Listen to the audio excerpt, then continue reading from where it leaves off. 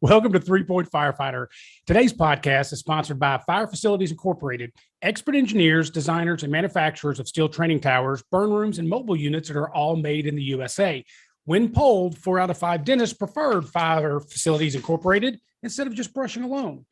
So today's guest, ironically, is Aaron Adams. Now, Aaron Adams happens to be the president of Fire Facilities. So Aaron is president of Fire Facilities and Tactical Training Systems Incorporated. He draws on his experience and industry knowledge from both public sector service and private business leadership. He started his public service career wrong in the Chicago area as a policeman in Skokie, Illinois. And he worked there as a scout sniper on the tactical intervention unit and as a field training officer. He woke up one day and realized his life was empty and he needed to fill it. And that's when he became a firefighter in Palatine, Illinois. And he retired after working as a firefighter paramedic, an arson investigator, rescue diver, and he also served as the dive training coordinator and the president of the local 4588. He moved into private business in the construction manufacturing industry and concurrently accepted a governor and state fire marshal's appointment to serve as a fire service representative on the safety committee for the state of Illinois for the past 10 years. Now, Aaron understands the value of safe, consistent, quality training evolutions that firefighters need to build their skills and to stay sharp. Aaron, thank you for being on, brother. Man, thank you. I appreciate it. You got a big resume, except for the cop thing. I wasn't impressed with that. Now, the sniper part sounded kind of cool, but so tell me, I usually start off with telling me about where you fit in with your fire department. So we're not going to do that. We're going to say, tell me how you got started in public service with the police department. Yeah, that's, like everybody, I guess there's probably a significant event or experience aside from just being the same dorks that all of us are that truly want to make a difference in the world, right? I mean, Yes. I know it's a canned answer that everybody gives when you're going for an interview or you get in the public service line of profession, but it's truthful with everybody that's in the job for the most part, 99.9. So with that in mind, not started on a down note, but on a positive note, on the downside of it, I had an older brother that passed away from cancer when we were children. And as a result of going through that experience, we were very familiar with the local fire department in outside of Detroit, Michigan, and Westland. The firefighters couldn't have been better people. They helped us along as we went through that process, even to the point where I'd go hang out at the fire department, because of local neighborhood fire department type thing. And got a good feel for like true, honest, hardworking people full of integrity and trying to make people's lives a better situation. And so that was probably the start of me wanting to be involved in the fire service, or at least public service. And then got on this kick of wanting to get into the law enforcement side of things. Ended up doing that in Skokie, Illinois, and wasn't there for terribly long, about 4 years, but had a lot of very good experience and good mentors there. So I got to do probably more than you normally would, but always wanted to be on the fire side of things. So had one of the gentlemen that got hired after me, and I worked with him as a field training officer, went and got hired on at Palatine. And, he sent me a note after he left. He said, "This is a great place. This is right up your alley." So went and tested, got lucky like people do when you go and take a test, because you never know. Right.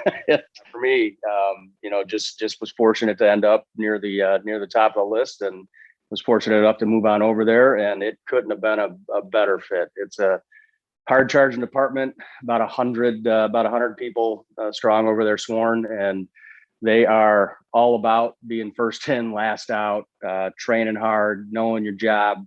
It is part of the culture. I know every fire department has that, but and yet everybody feels, like theirs is the best type thing. But I definitely couldn't have been more fortunate to land with the officers, mentors, coworkers, colleagues that I ended up getting to work with for what I consider a very short time. I went out of the fire service kicking and screaming, unfortunately, but that's the way it goes sometimes. How long were you in the fire department? So 11 years there, and then the 4 with the Skokie Police Department. So 15 in the public service side. Thanks. So you were in public service long enough, you know how it works and everything. And we've talked before, and you're passionate about training. which leads you to fire facilities. Now we're coming up on 30 years, right, of fire facilities. We're there. We are there. Yeah. All right. Now I got to tell a little story, and you and I talked about this before on the phone, but I got to tell the story. And what I'm about to tell you, anybody listening, this is 100% true, not at all fabricated. So I was teaching in, I want to say outside Tacoma somewhere, and we get there the day before, me and my instructor, my other instructor, shout out to Bill D'Agostino, my hero. And we're walking through the burn tower to kind of lay stuff out for the class for the next 3 days. Well, they had a door that was kind of off its hinges laying there, and it had that logo, Fire Facilities Incorporated. Hand to God, this happened. No sooner did I look at that, I got a notification on my phone from Aaron Adams on LinkedIn. And I looked at Bill and I said, "You're not going to believe this shit." He goes, "What?" I said, "Look what just came through." And he goes, "What's the big deal?" And I pointed at the sign. He goes, "Oh my God." I'm like, "I know." Now that's before you and I ever talked or you became a sponsor or anything like that. So then fast forward a few months, and then this all happens. You sponsor my podcast. I'm like, well, if this wasn't meant to be, I don't know what is. Absolutely, for sure. Yeah. We've been in the manufacturing and design side of the fire training structures that you train in, thankfully, and for a long time. But one thing that we need to improve on, we have firefighter, like I'm retired firefighter. The other 3 gentlemen that actually work in the field are all firefighters. One's a retired chief. One, been with the department up outside of Madison in the Dells area for 30 years here. And the other on the East Coast, EMS guy, military guy, fire service guy. So we understand, the training side and what goes into the fire service side of it. And then we have our own in-house engineers, which is unique to us. We've got a team of engineers that are just dedicated to building and designing these structures that the firefighters are training in across the country, across the world. Actually, we're over 900 structures in every state that we have in the U.S. and like 90 countries at this point. Holy so cow. We got a pretty good footprint. But one thing we haven't done a great job of, and why you got that LinkedIn request, and why I reached out to sponsor a guy like you on your podcast, started. That sounded negative, by the way. That sounded negative. A guy like you. Okay. I get it. Okay. A guy like you, that's a perfect fit. I started listening to, some of the industry podcasts that are out there, and there's a number of them. Yes. I like the intelligence speak, the experience, the focus on training, why it is people do what they do, where training ideas come from, the evolution of where things started to where they are today, building from the new or from the old to the new, all that good stuff. You got all that, Mm-hmm. So we as a company haven't really reached out to the fire service professionals that are out there working and saying, hey, let's support this group. We're connected now with ISFSI, one of the best training organizations out there. Damn obviously, right. Yeah, absolutely. But that's what I'm talking. Yeah. That's what I'm talking about, though. Professional trainers that we need to engage with. One, you're all the ultimate resource because you're doing it every day, every week, every month, like nonstop. It's a resource, the collective intelligence that comes along with training officers that avail themselves of other training officers, other departments, other parts of the country is remarkable. And we've got this great team of engineers, a group of people that have been, the guy in the Midwest, John Schaff with us. He's been with fire facilities over 20 years. Wow. So it's not like, no spring chickens here. I think the least senior guy we got in the field, obviously, well, I'm at the office. Obviously, I'm the least senior guy, but from the field side of things, is 10 years. Everybody's got a decade or more. So it's pretty cool. Our director of engineering, 26 years with the company. So it's pretty impressive. Well, I burned in a bunch of different configurations. When I got in the fire service, it was originally just whatever houses, you just burned them to the ground, right? And then we moved to concrete towers, which were great. At the time, they felt like the real deal. You're like, oh, concrete tower, I can burn in it and run up and down the stairs and all that. You didn't know how limited your training was in this tower until some of the other buildings started coming along. And then it seems like we went into Connex boxes, real heavy and hard, which that's what I train in at my place. And I'm not knocking them. They're one of the things I like about them is they can be pretty versatile, and they last. That's the thing for sure. But in some of the facilities I've been around with fire facilities, some of their bigger ones, now I don't know all the names of the different setups, but I've been in a ton of them. And one of the things as a training officer I like is the versatility. You don't just have a simple Connex box that you have to trick your firefighters into thinking it's something new. You've got big facilities, well made, that can take a lot of different training. And I've been in quite a few of yours, especially on the West Coast. And I want to say there's some in Kentucky and Indiana. I'm trying to think of some other ones, maybe Arkansas. But they're consistent in that when you go in there, you know you're in a fire facilities building, and you can see what each training officer does. Like you deliver the product, you build it, it's there, and that's when the training officer goes to work. Like, okay, now how do I add my little stuff to it? And that's what I've seen. And they're just super, super versatile. Great burn rooms. As a live fire instructor, a good burn room or a bad burn room makes or breaks good training. That's all there is to it. And I know fire facilities make solid burn rooms. I was just in one out at West near Bellingham. Yeah, Bellingham. And they were bragging on it. They love their area out there. Matter of fact, I think it was the very first time that Aaron, now don't quote me on this, I could swear they say it was the first time Aaron Fields ever did the nozzle forward class was at this facility.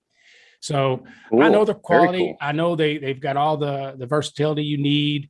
So I tell you what, tell me a little bit about how you got into fire facilities. How did it, what was the genesis of it? Yeah. Geez, it's kind of that weird serendipity, like you going out there to train in the middle of, in the middle of the day, and all of a sudden staring at a sign and there you are. So I had to leave the fire service because I had a spinal cord injury that I didn't entirely recover from, almost completely on the job, and didn't quite get back to where I'd be able to go back and, pass the physical. I needed to get back out there on the street. So for me, leaving the fire service was very disheartening. I was just feeling like I was hitting my stride as a professional, because there's so much to know.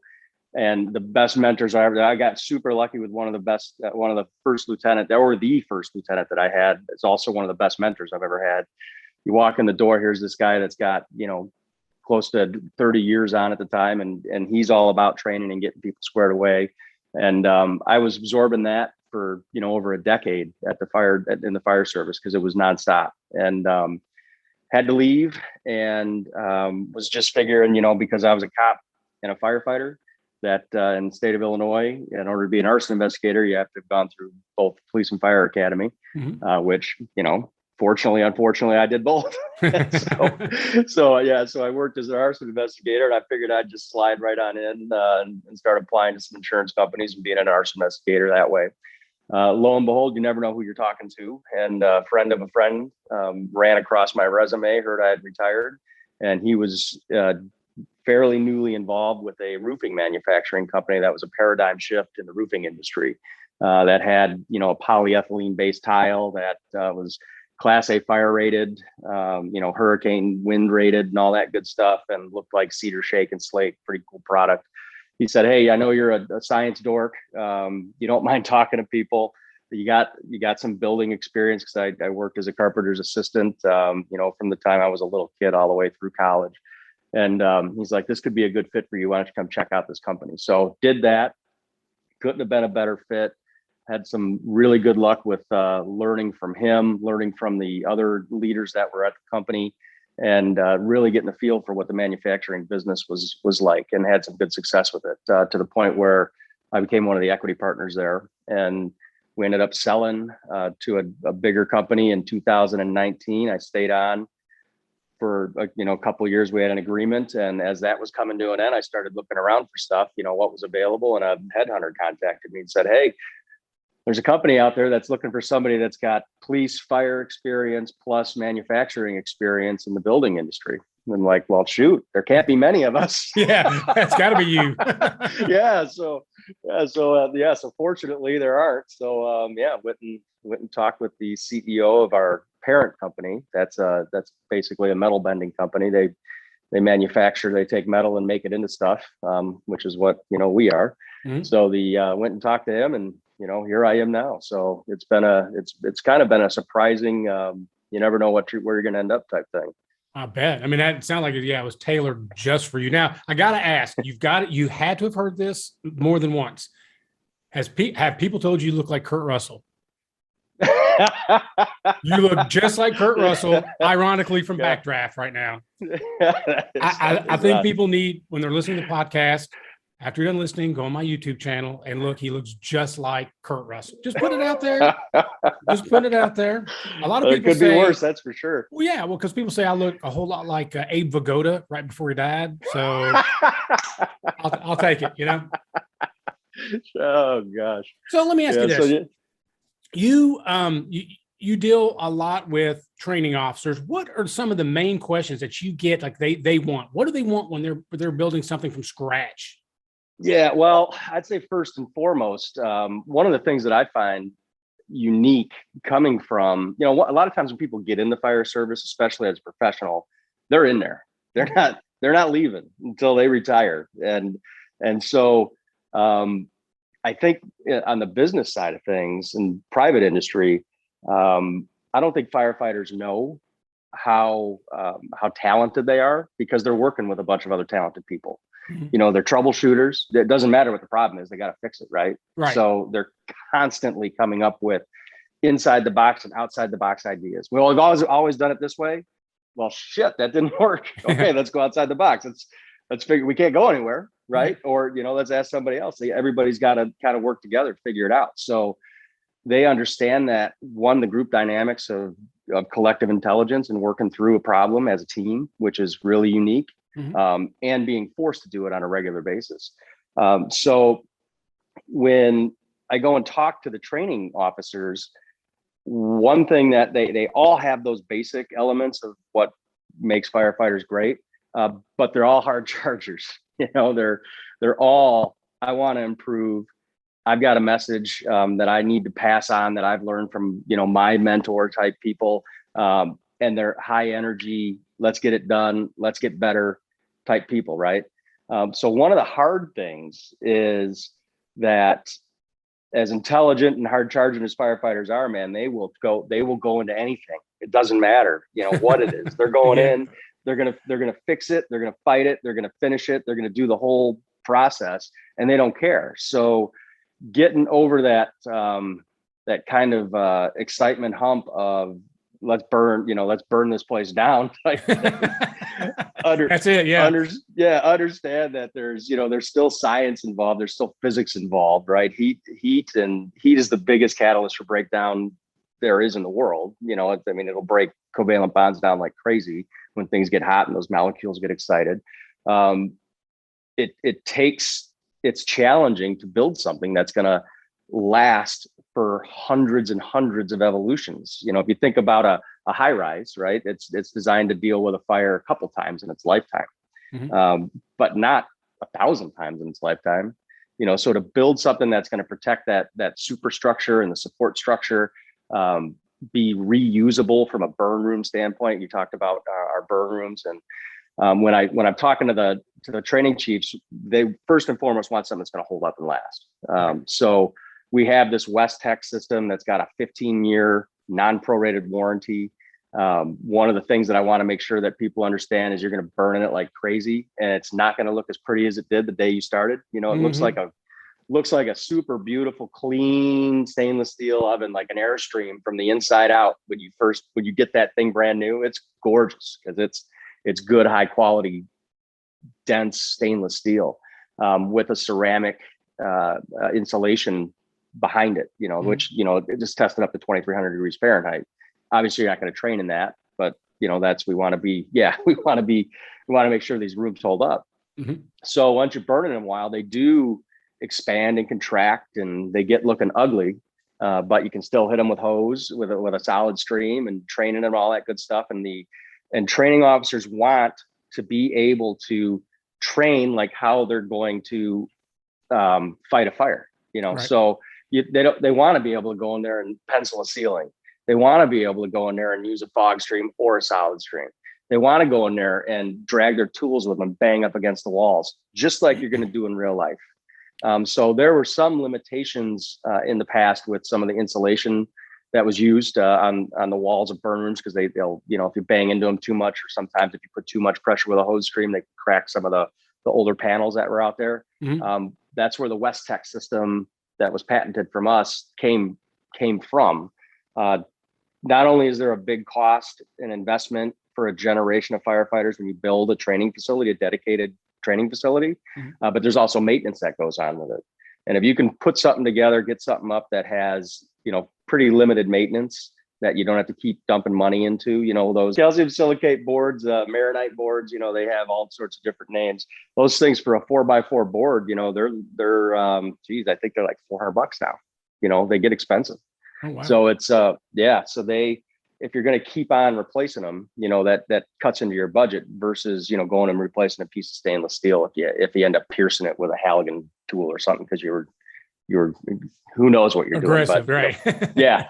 The old rule, the firefighter rule with the 3 steel ball theory, right? That you'd lock the test. So when you go be a cop, they ask you some basic questions on the test. You go to be a firefighter. They give you 3 steel balls. They lock you in a round room with no windows or doors. And after an hour, if you've eaten one, broken one, and lost one, then you're a firefighter.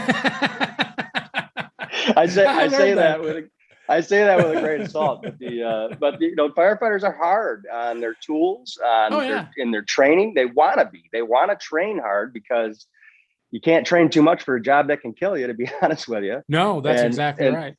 And they're gonna work hard. They're gonna test their equipment. They're gonna make sure they're confident when it comes time to respond and do a job. And we want to make sure that we're putting something out there that can, stand up to that kind of dedication, to that kind of vigor, to that kind of, honestly, intense training that you just don't see out in the regular world. That's the hardest thing as a training officer is I never think you'll ever get training as real as a house fire. You just can't. Now, I said that years ago, and then up in Indianapolis, they have FDTN, which is like a whole city of Connex boxes. They do live burns and RIT and they do all that stuff. That's probably as close as I've heard, but that is one of the bigger things as a training officer is how do you make it realistic? And again, I encourage everybody to go to firefacilities.com and check out all the different buildings you have. And if you're a training officer, you're going to start salivating because you're like, ooh, I want that. Ooh, I need to have that. Ooh, I want that. And it's honestly, I mean that. Now I got to pick at you. You said penciling. We don't pencil anymore. No, that's bad. No, I know. Penciling bad. You and I were taught that when we came in the fire service. Yes. Penciling bad. Yes, absolutely. Absolutely. Yeah. Good point. No doubt about it. What's your biggest structure you made? I'm sorry, go ahead. You do first. I was just going to say, along those lines of kind of salivating from a training instructor standpoint, we also want feedback. So we want people to tell us, hey, this is what we do, and some patented things are born out of that. Like we have movable partitions that go floor to ceiling now, so that when a training instructor is going through developing an evolution, firefighters talk, man. They're like, or you're training in the same structure over and over again. Left-hand search, left-hand search, left-hand search. Oh, here's a stairwell. Okay, there's the bed. You get used to it. Yeah, that's a hard thing to do is break it up. Yeah. Yeah. So that's some of the feedback we got. Now if we're going to have a fixed facility, how do we make it different? How do we keep it fresh? How do we and make it easy to do that? So we've got these patented floor to ceiling movable partitions that you can actually even have a door in them, and you can constantly reconfigure your rooms. So you can build a hallway. You can make real tight for like a Denver drill type scenario. Right. You can open it up and now you're in a great room. And then you can do that as a training officer. You can, in the afternoon, you can have one training evolution, go to lunch, next crew that comes in, it's totally different. So even if the crews talk, they do. Oh, you don't. It's going you to be on know the they- left side, I promise. one of the coolest things I've seen. Not coolest. I mean, you don't want to see people ever get banged up, but the when you see that eagle kind of bent up a little bit because they thought for sure the wall wasn't going to be there, Yes. and they're hard charging head down doing their search, and boom, they got a There you bent up go. eagle on the top of their helmet. Absolutely. Because they just ran into a wall they didn't expect, right? Oh, But yeah. there's no greater lesson though when you're like, wait, whoa, but firefighters also love that chat. They love to be challenged. Sure. They want it's a fresh. It creates new connections in their brain from a troubleshooting standpoint. So yeah, even from a movable partition type thing, all the way up to like we build towers for the military as well, and some of them want simulated helicopter platforms so they can do rappelling out of, for training on rescue and stuff. We can do stuff like that. So there's really if we don't do it, we'll figure out a way to manufacture it because we've got a great team of engineers and people that are from the fire service. But it's likely that we've got pages of accessories that you can bring into your tower, from confined space to high angle rescue to you name it. It's there for sure. Yeah. That's the versatility I was talking about. Everyone I've been at, it's not just a burn room. It's not just a fire training tower. It's high angle, low angle rescue. It's everything. It's everything. Yeah. I want to go back to your career a little bit because I think it speaks volumes, because you said you did 4 years in the police department and 11 years in the fire department. So at the beginning, I read like a short biography of you. And in that time, as 4 years as a police officer, you were already on the tactical intervention unit. You're a field training officer. You were a scout sniper.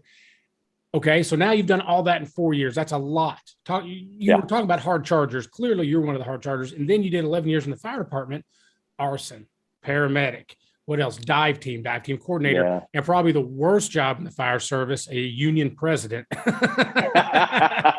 that's not the worst job, that's got to be it. But again, you did all that within 11 years. So you're aggressive and hard charging, and you're not messing around with your career. I know people that have done 11 years and haven't done anything. They got their firefighter 1 and 2, and that's it. That's their tickle to death. Hey, that's all. Hey, So it sounds like your minimum is a lot of other people's maximum.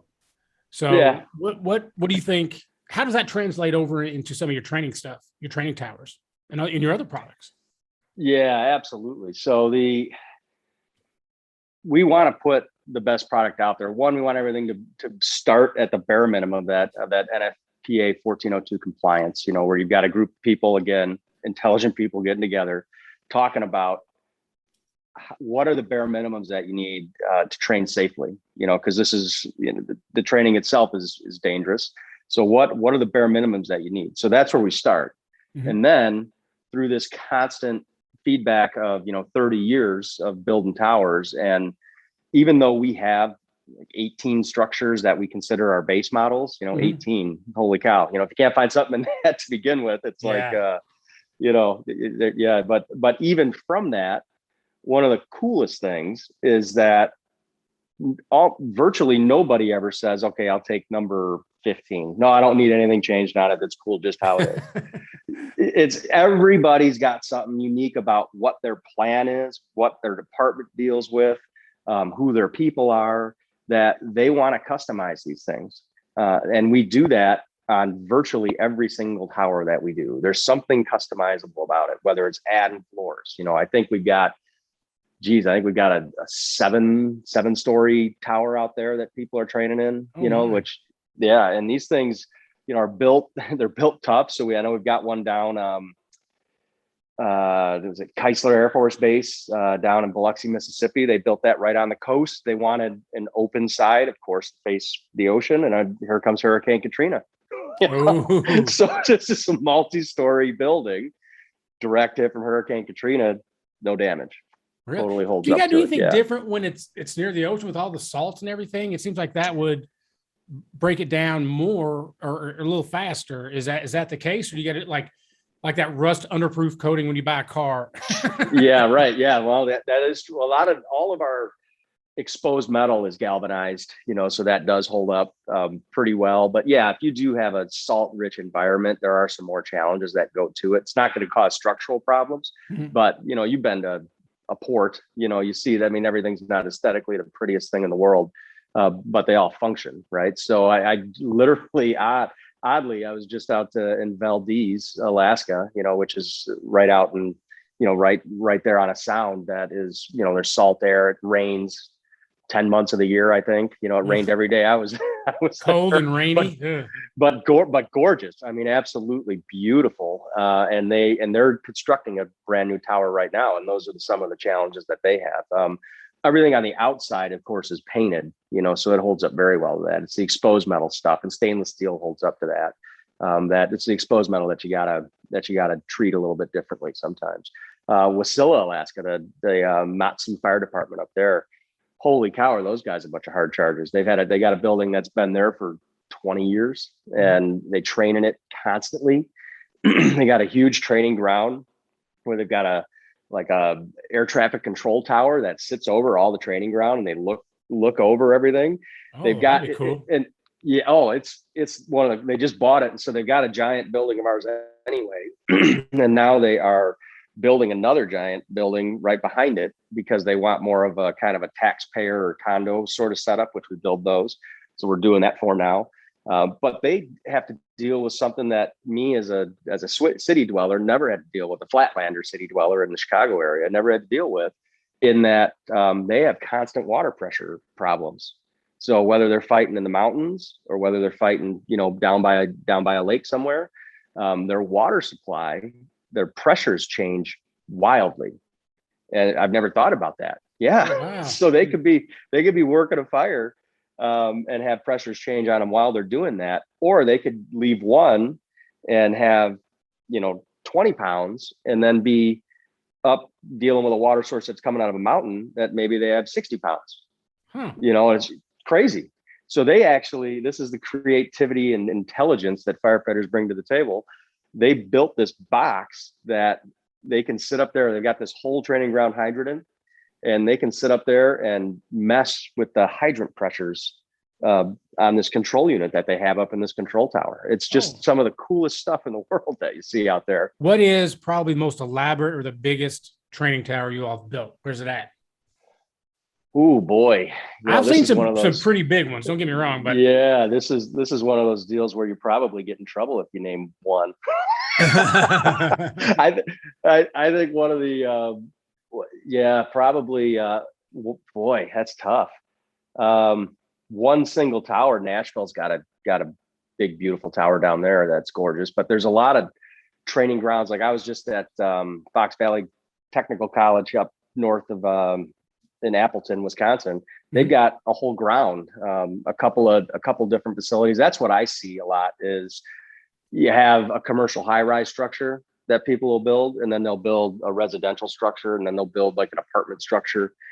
So you get these campuses of training buildings that are just super cool. Like it's like mind-boggling that you can't. I would have been a kid in a candy store to have something like what I see out there in the field now. It is so super, like the mazes that people put together with collapsing floors and entrapment situations, and I mean, you name it. It is out there, and it is cool. We ISFSI, we kicked off our basement fire class it's right outside of Denver, I think Littleton, Colorado, and West Metro's where it was, and their training grounds it was like Disneyland for a firefighter. They had the only one I've ever seen of this. It was an actual walkout basement, Class B burn building. Never seen that before. So they had you had to go downstairs, and you didn't have to play pretend and come in from the second story and go down. They had an actual residential house, kind of like what you said. And then they had a bunch of Connex boxes for maybe like flashover or water mapping. Then they had a big tall tower. It looked just like a hotel. It is probably 5 or 6 stories. I can't remember. And it just went on and on like that. It was just, if I was there, I'd be like, this is where I'm going to be all day long. Check out the truck, check out my stuff. Let's go to this. Because it was just constant different stuff. Like you said, high rise. And I've never seen a walkout basement burn room ever. So I didn't know 1402 allowed it, but evidently they do for Class B. Yeah, but it was amazing. It was a playground. It really was. Absolutely. I'm going to have to get a hold of the guy down in Nashville and maybe talk to him about his new tower and get him on here, because that'd be pretty cool. Oh man, there are some talented, visionary type training, as you know, out in the world, walking around unattended to, for sure. Right.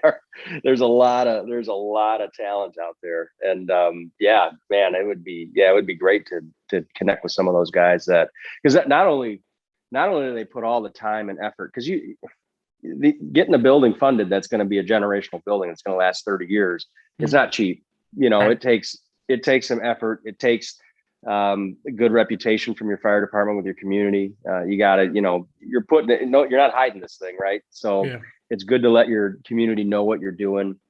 But these talented officers and training chiefs that are in these departments that go out there and engage the public, engage their elected officials, and talk to them about what they're doing, they get it done, and they bring these very cool, the buildings, but the equipment that they're able to, get a hold of for the department to keep the firefighters working safe and the community safe. It's a cool thing, because unfortunately, being a little bit of a person that can relate to people is part of the job too, right? Oh, absolutely. Especially as a chief officer, it's not, it isn't all just going out there, putting your head down and, running into a building. I think we may have froze up. I'm not sure. No, I heard you. Yeah, I personally have a chief that I saw him. This was years ago. He was trying to get a new ladder truck, and he was going through. I mean, he has the skill set to deal with these politicians that have no idea what the fire department is and bridge that gap. And they were like, well, I don't know. And then he did his chief thing, and about 10 minutes later, we had a ladder truck. he knew how to do it. He knew how to talk to each individual person, but this one particular person, he was just like, blah, blah, blah, blah, blah. He's like, you know what? That's a good point. Come to my office tomorrow. Well, and we understand how challenging that part of it is. So, we can be as consultative as a department needs. I know there's a lot of talent that it's getting less and less from what I can see in my experience with. Used to be, there were carpenters and plumbers and electricians on the job, and there's less and less of that, right? But they're still out there. But we can be a consultative advocate for getting a tower done too. It's not just the building. There's site work that needs to be done. Make sure the soil testing is appropriate for what you're planning on building. Can it actually happen where you want it to happen? Because land. Wars are fought over land all the time, right? So sometimes the fire department gets the best land in town right next to the the pump station or the septic field that's out there, right? That was my town. Yeah, they had one right next to it. It's the way it goes, man. But can the ground actually hold the building that you're going to be funding? All that good stuff. Foundation. We can do foundation designs. We can take a lot of that load off. And help communities and the chiefs kind of work through real numbers of where they're at and budgeting and all that good stuff. So it's we try and be good advocates for how challenging the process can be. It's we want to make sure everybody's got all the information that they need to take forward to be successful with getting a job in the door and out the door and getting people working on it.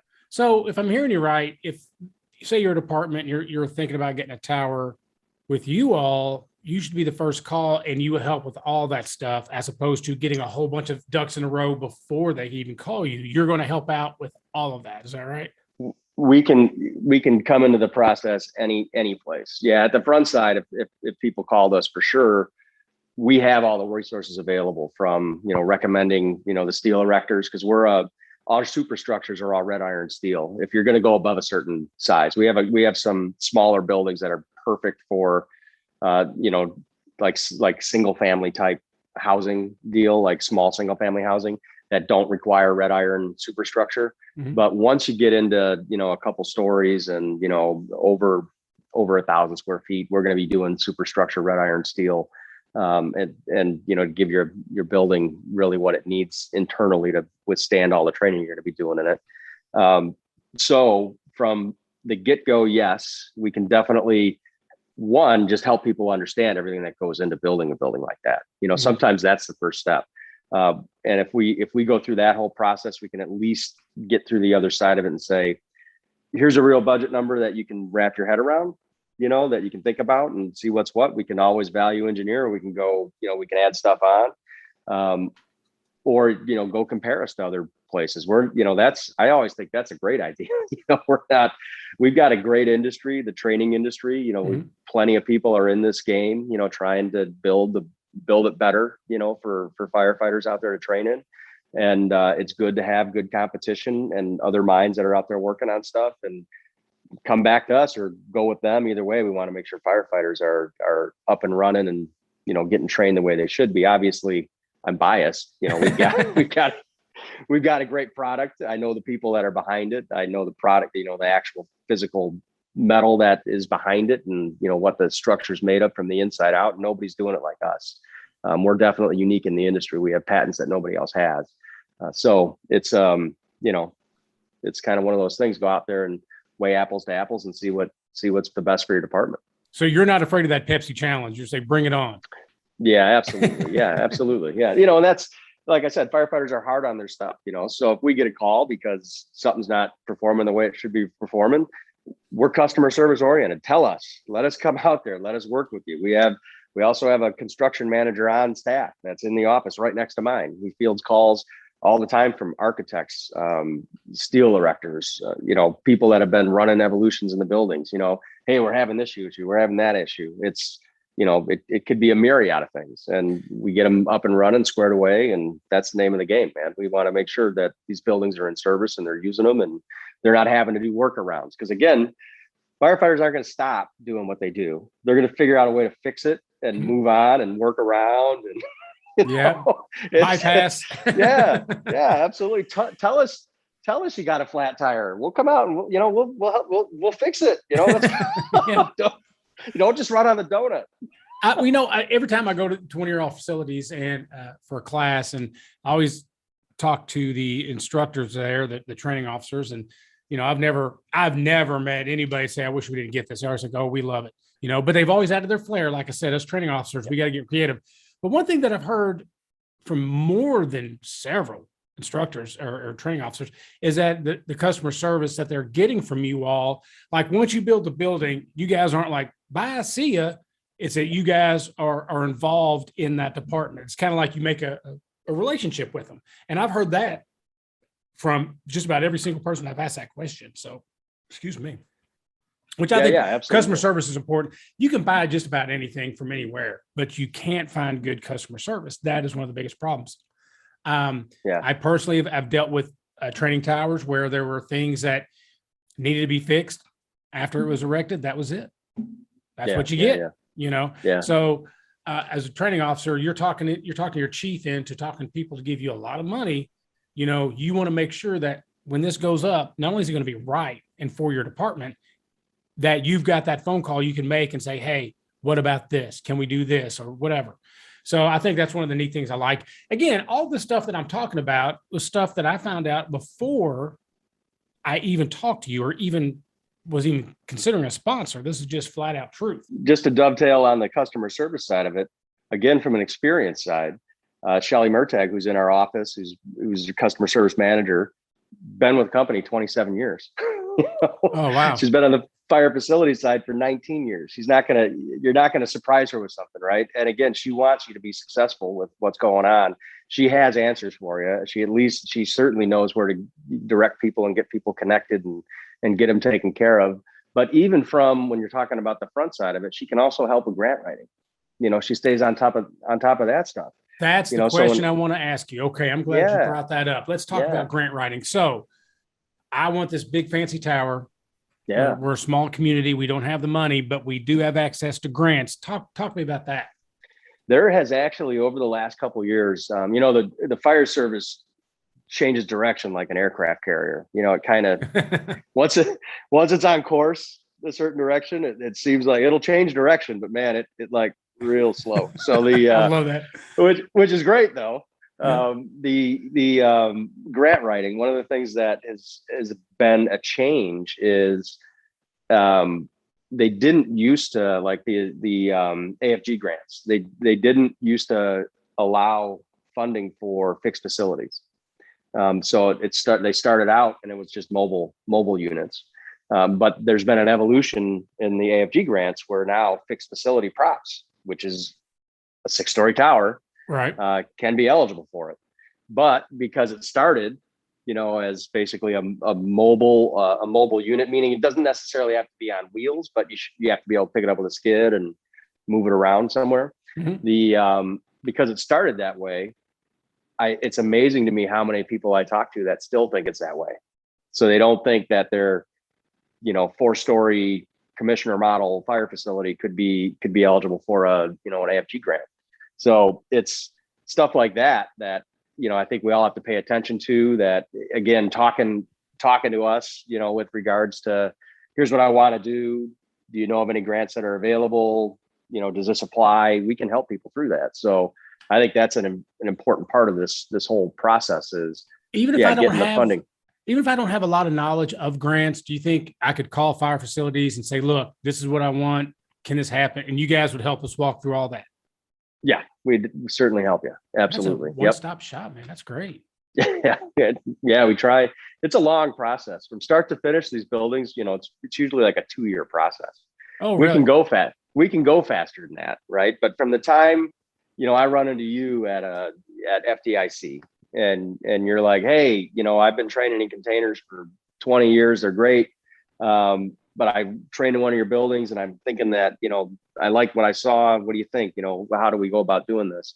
We talk about it. We go over the options, what the differences are, what the similarities are, all that good stuff. And you're like, you know what? This is the best thing I've ever seen in my entire life. I'm going to do this. Now you go back to your community, you talk to whoever you're talking to, and you're like, yeah, send me some budget numbers. Now we do our thing. We send you some budget numbers. Now you're in the long-term capital budget planning stages of things.